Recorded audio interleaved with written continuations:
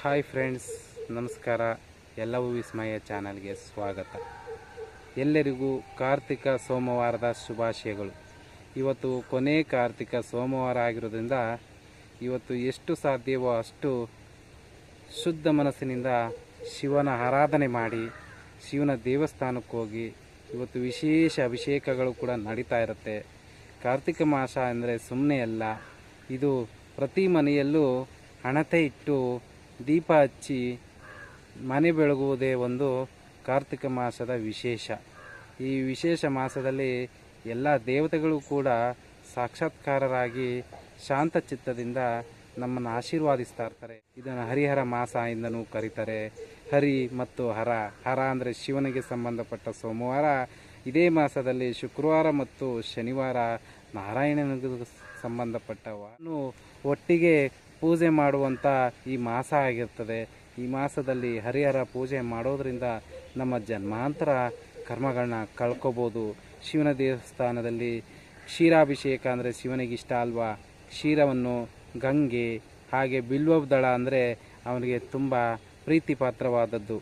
ಅದನ್ನೆಲ್ಲ ತೆಗೆದುಕೊಂಡು ಹೋಗಿ ಶಿವನ ಅಭಿಷೇಕ ಮಾಡಿಸಿ ಶಿವನ ದೇವಸ್ಥಾನದಲ್ಲಿ ಶಿವನಿಂದ ಆಶೀರ್ವಾದಕ್ಕೆ ಪಾತ್ರರಾಗಿ ಅವನಿಂದ ಒಳ್ಳೆಯ ಕೃಪೆಗೆ ಪಾತ್ರರಾಗಿ, ಅದರ ಜೊತೆಗೆ ಪ್ರತಿ ಮನೆಯಲ್ಲೂ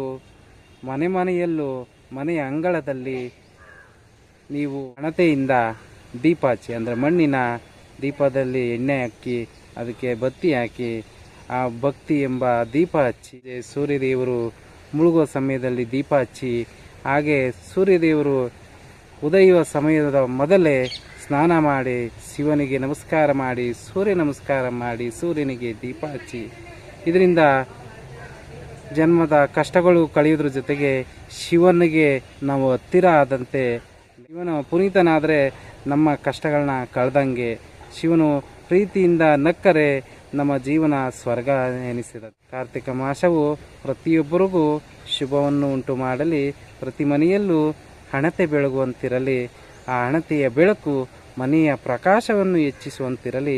ಆ ಪ್ರಕಾಶತೆಯು ಮನೆಯ ಜೀವ ನಾಡಿಗಳನ್ನು, ಮನೆಯ ಜನರನ್ನೆಲ್ಲ ಚೈತನ್ಯಗೊಳಿಸಿ ಪುಣ್ಯದ ಜೀವನಕ್ಕೆ ಮಾರ್ಗದರ್ಶನವಾಗಲಿ.